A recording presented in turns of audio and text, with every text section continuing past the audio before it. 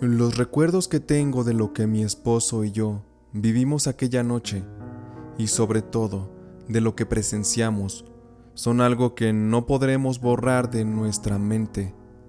Muchas veces he incluso soñado con aquello, porque fue algo realmente aterrador. Por esa razón, pedimos que todos quienes viajan en carretera sean siempre bendecidos y protegidos por Dios, y así puedan llegar con bien siempre a su destino.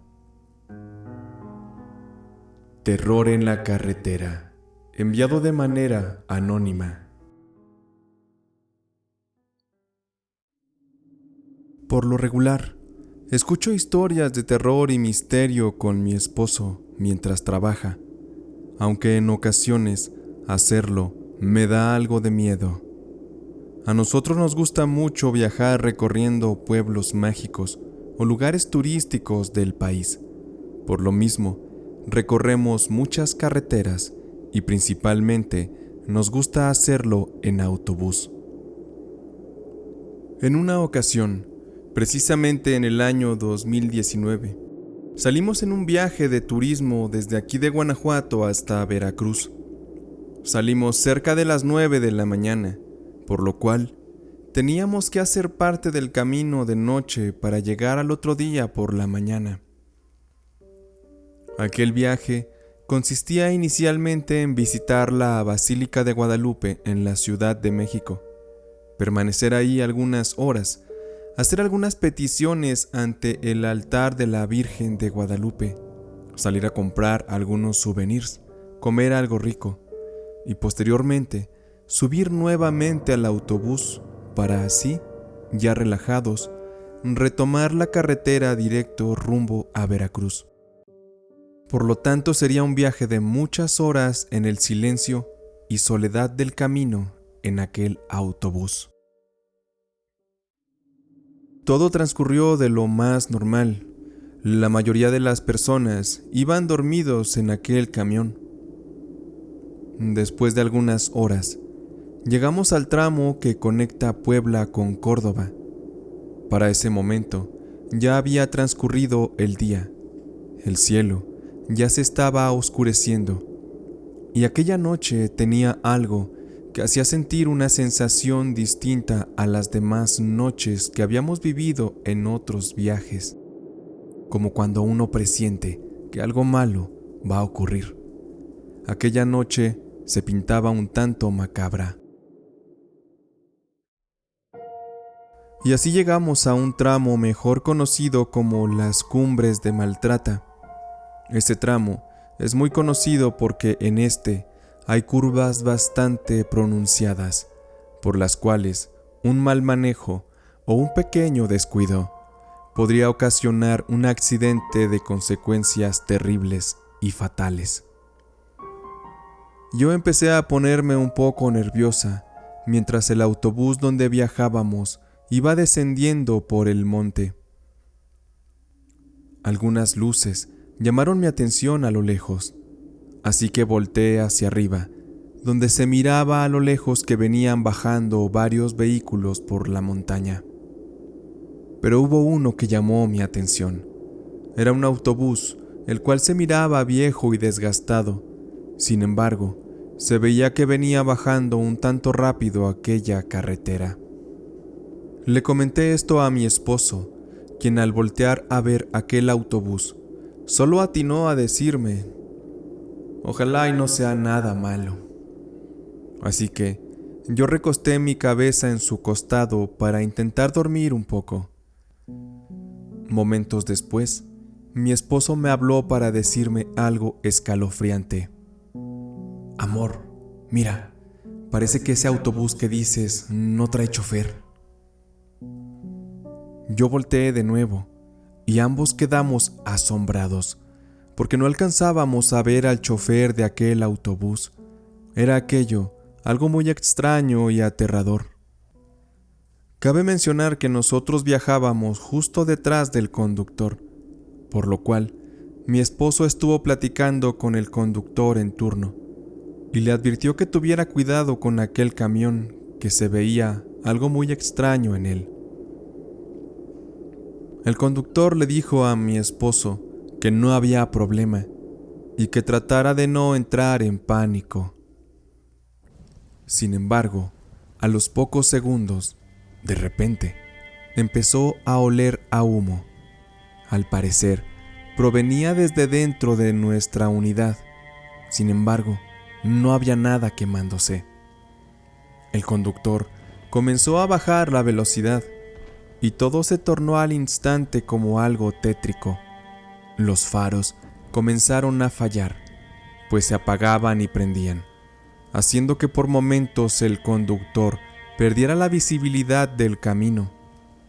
También parecía que alguien golpeaba dentro del maletero con mucha fuerza. El autobús se comenzó a tambalear levemente, como si fuéramos por camino de terracería, y las ventanas se empañaron como si hiciera frío. Y a pesar de que yo, mi esposo y los dos conductores éramos casi los únicos despiertos, al parecer, esto despertó a los demás pasajeros, que ya también verían lo mismo que nosotros. Fue en ese momento que el olor a humo se hizo más notorio. Y ahí pasó lo impensable. Aquel autobús, el cual mi esposo dijo que no tenía chofer, pasó por un lado de nuestro autobús, con el freno de motor a tope.